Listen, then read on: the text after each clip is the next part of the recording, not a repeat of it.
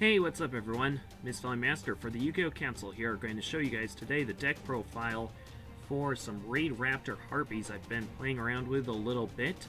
A couple of weeks back, I put up a video on my channel with a short deck profile along with a couple of replays, so if you're interested in seeing a couple of replays, seeing these guys in action, you can go ahead and check that out. However, I'm going to go ahead and try and explain some of the combos, explain all the card choices and stuff like that, so that, you know, it's really not necessary to see them in action to understand how it works. Alright, let's go ahead and jump right into this. First off, got two Dark Smorg. Going to say right off the bat, this card isn't necessarily the most competitive card of all time. I just really like Dark Smorg, and I figured, hey, Dark, Wind, kind of have to try this out. If you guys want to try it out, it's just one. It probably would work out pretty well at 1-2. I like 2 just so I have a decent chance at drawing into it. And then you can banish out one Dark and one Wind from the graveyard in order to bring it out onto the field. However, if you want to run just one, you can always dump it to the grave via Lava Volt Chain, which you're going to probably be using quite a bit in order to put in the Raid Raptor Mimicry, Lanius into the grave, as well as the Harpist into the grave. So you can use Lava Volt Chain, dump this into the grave, and then banish 2 things from your hand, bring this out onto the field. Not quite as good as having it in the hand and banish out 2 things from the grave to bring it out, but, you know, it is still an option. So if you want to try one of this or none of this, you know, it's really not needed. But, you know, I just felt I had to use it. Alright, so we got 3 Raid Raptor Vanishing Lanius. Absolutely incredible card. So many things this card can do. Its effect says once per turn, but it does not specify the card itself, or the name rather. Therefore, if you have multiples of these on the field, you can go ahead and use each of them, each of their effects, once per turn, just like Dragoonity, Phalanx, and there's a few others. So that is really good. We got 2 Raid Raptor Mimicry Lanius. You could bump this up to 3, and or the Impale Lanius at 3, which I have 2 of as well, depending on what other cards you shift around in this deck. I'll explain the cards that I might consider changing around a little bit, you know, if I were somebody who wanted to run more of something or less of something else, you know. 3 Harpy Harpist. The whole reason that this deck came to be was because I simply saw somebody online dueling with Raid Raptors, right? Well, then I saw him using Harpist, and it's pretty obvious why you'd use Harpist. I mean, it says Wing Beast, it doesn't specify attributes, so you can use it to add either one of these 2 from your deck to your hand, and perhaps there's a few other things you'd like to add as well, but usually it'd be one of these 2 here. So it's like, well, if you're using one Harpist, one Harpy, why don't you use a few more?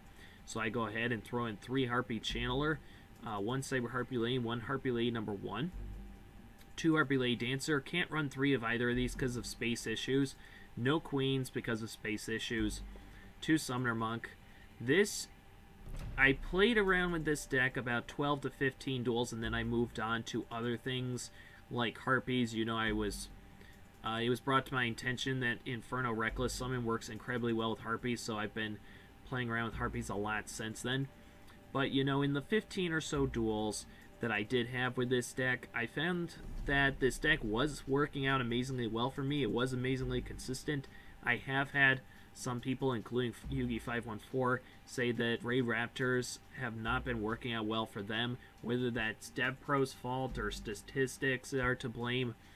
In any case, some people like them, some people don't. I personally seem to think that this deck and the other Raid Raptor decks I've been using, playing around with, you know, have been working out quite well. That being said, we only have 10 spell targets in here, so if you feel that 2 Summoner Monk is too many, then go ahead and cut it down to 1. I definitely think that Summoner Monk is a really good card for the deck, though, because, I mean, you could bring out the Vanishing Lanius, use his ability. You could bring out the Mimicry Lanius, and then, you know, go into something like a Lava Volt Chain, put the Lanius in the grave, put Harpist into the grave, use Lanius' ability, add the Vanishing Lanius to your hand, and then use Harpist at the end of the turn to add something to hand. You know, there's just all kinds of things that Summoner Monk gives to the deck. 1 Zephyros. Zephyros works out really well this deck. Not only can you bounce things like Hysteric Sign, Hunting Ground, Hysteric Party back to hand, and if it's one of these 2, you can pull off more combos after that. You can also bounce back Vanishing Lanius for some really cool shenanigans. For instance, let's say you've got a couple of these things in hand. You use one of them to special summon the other one out onto the field, right? That means you've got one that has not used its ability yet, correct? You can use Zephyros from the graveyard, bounce the one back to your hand that you've already used its ability to bring Zephyros onto the field. That gives you 2 monsters on board. And then use the one that still has not used his ability yet to special summon the other one back out from your hand. And then if you want, you can use that one to special summon yet another one from your hand. Another one of these, or another, like a Mimicry Lanius, or whatever. The point is, Zephyros plus these guys equals another level 4 monster on board, which is really, really good. 3 Hysteric Sign, because this is Harpies. 2 Swallow's Nest. I'm going to jump down a little bit. We got 2 Icarus Attack, 2 Phoenix Wingwind Blast, because I feel these cards are both really, really good in the deck. However, I know some people are not a big fan of one or the other. So if you don't really like Icarus Attack, or you don't really like Phoenix Wingwind Blast, and you cut out one or the other, I would definitely suggest throwing in a 3rd Swallow's Nest, because it is really, really good at 3. If you get out 3 Harpies on board at the same time, like let's say you have Channeler plus Hysteric Sign plus a Harpy card in hand, you drop the Harpy card, bring out something like Harpy Harpist. Use the Hysteric Sign, add Elegant Egotist, activate this, get out a Harpy Lady. Swallow's Nest away one of them, you can get out a Vanishing Lanius, and then if you have other Raid Raptors in your hand, you can spam the field with them. Or if you don't want to do that, you could bring out a Lanius, and then you could go into something like Lava Volt Chain, dump this into the grave. You know, there's just all kinds of things you can do, all kinds of potential this deck has, and Swallow's Nest is a huge part of that. 2 Hunting Ground, 1 Raid Raptor Nest, 1 Elegant Egotist, 1 Book of Moon, 2 Hysteric Party, 2 Icarus Attack, 2 Phoenix Wingwind Blast, 1 Bombless Trap Hole, 1 Compulse. Another thing is, I don't have it in here right now. Breakup Magic Revolution Force is a good card in the deck. I don't think it's astoundingly good, because I don't think that Raid Raptor Blaze Falcon is, like, overwhelmingly powerful. But if you guys want to cut out one of these, or if you want to cut out 1 Summoner Monk and 1 Dark Smorg, throw in a couple of Rank Up Magic Revolution Force, they definitely do have their moments. It's hysterical when your opponent brings out something like a 101, activates its ability, detaches 2 overlay units, targets one of your monsters, you say nope, Rank Up Magic Revolution Force, steal the 101, rank it up into Blaze Falcon. It's just so funny, and I've had a bunch of people disconnect once they see that their play, be it Sky Blaster, 101, you know, whatever they had, just gets sucked up and turned into a monster on my side of the field. It's better than Snatch Steal, because not only is it funnier than Snatch Steal in a way, but it's not nearly as cheap. I just hate Snatch Steal. I hate it when people win because of it. I hate winning because of it. So yeah, I love this thing. It's basically a Snatch Steal. It turns it into an even more powerful Xyz, but it doesn't feel quite as cheap in my opinion. Anyway, as far as the rest of the extra deck goes, these two obviously shouldn't even technically be in here without the Rank Up Magic Revolution Force. I forgot to take them out. But as far as the rest of the deck goes, we got 2 Raid Raptor 4 Strikes, because this thing is so good. It allows you to get so many cards to your hand so easily. 2 Chidori, because it is incredibly good. 1 Rebellion Xyz Dragon, 1 Ragna Zero, 1 Silent Honor Arc, 1 Zerofine, 1 Musketeer, 1 Ixion Knight, 1 Lava Volt Chain, 1 Emerald, 1 Abyss Dweller. Emerald is so good in this deck. It is so easy to get out so many monsters so quickly and or get them into your hand. But the thing is, once you've swarmed the field with like 2 or 3 Vanishing Lanius, what are you going to do then? What you're going to do is you're going to put them back into the deck via Emerald, and then you'll keep adding them to your hand, and then you'll keep swarming the field with them. So being able to put things back into the deck to use them again later is very, very important. Lava Volt Chain, amazing in the deck. Obviously, the Mimicry Lanius and the Harpist are incredibly good cards to put into the graveyard. You can put a Smorg into the graveyard as well if you want. Trying to think of a couple of the other combos here. Boom, boom, boom, boom. I think I went over a couple of the basic combos well enough. Basically, the idea is you want to abuse this Lanius as much as you can to get out things from your hand as much as you can. You, of course, still want to abuse the Harpy Channeler. This deck is very, very good at getting cards into your hand like crazy. But Harpies and Raid Raptors both are very good at that as well, so it's not too surprising, I guess, that this deck would be very good at that as well. The pluses are so real with this deck. Now, one big advantage to this deck is that it gives you the options that both decks offer. Well, some of the options both decks offer. For instance, these guys are all dark. So if you take these out because you don't like running the Revolution Force, just like I decided it was too space tight, and I really wanted both of these traps in here. So let's say you choose to take the Revolution Force out, and therefore you take out the Blaze Falcon as well. You can put in a Dark Beetle, because, you know, the Darks offer you the option to go for Dark Beetle.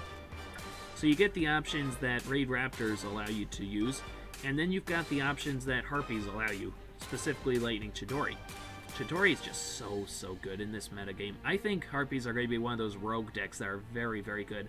I mean, I've been wrecking a bunch of meta decks with this deck. Now, granted, some of the people I run into are not very good with the decks they're using. They're playing Clifforts, they're playing Neeclots just for the sake of using them. They really don't know what they're doing. They just assume, oh, it's a good deck, it's gotta be broken, you know, there's no way I can lose.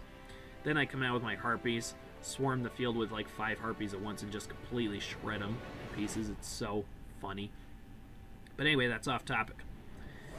So this deck has the strengths of both decks, and it's very, very good at going from one to the other so fast.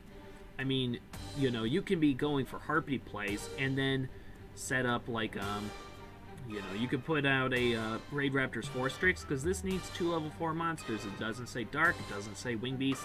So you can make one of these with your Harpy monsters. You can add something to your hand. If you get Harpist into the grave, you can add the Vanishing Lanius to your hand. You know, it's just so easy to go from Harpy plays to Raid Raptor plays on your following turn to Harpy plays on the turn after that. It's just so easy to do whichever one you want. That being said, I feel that the deck isn't as competitive as perhaps a pure Raid Raptor deck, and not as good as a pure Harpy deck, because what's the point ultimately? The point that I made this deck was to really use Smorg, because I really love Smorg. I decided, hey, it's been a long time since I made a Smorg deck. Let's build these guys, see how good they are, throw in the Dark Smorg. That was really the reason I made the deck. I mean, it's been fun, and it's fun even without the Dark Smorg. But Dark Smorg is really the reason that I made the deck in the first place. If you guys love Dark Smorg, this is an awesome deck. If you don't love the Smorg, then really what's the point in making the rest of the deck? Because honestly, Harpies are better on their own, and Raid Raptors might be better on their own. I'm not entirely sure. Honestly, I think Harpies are a bit better than Raid Raptors, and there's a number of reasons for that. But the point is, they can get in the way of each other. It's not all that bad. As I said, I've had good consistency with the deck.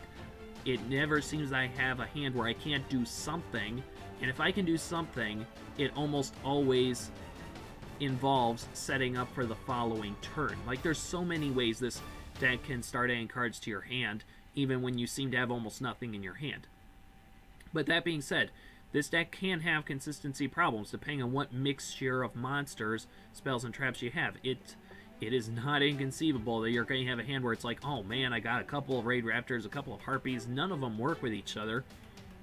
And even though this deck can add lots of cards from your deck to your hand real fast, I mean, it's not out of the question that you'll add 3 or 4 Wing Beast monsters from your deck to your hand in 1 to 2 turns. That is a very real possibility.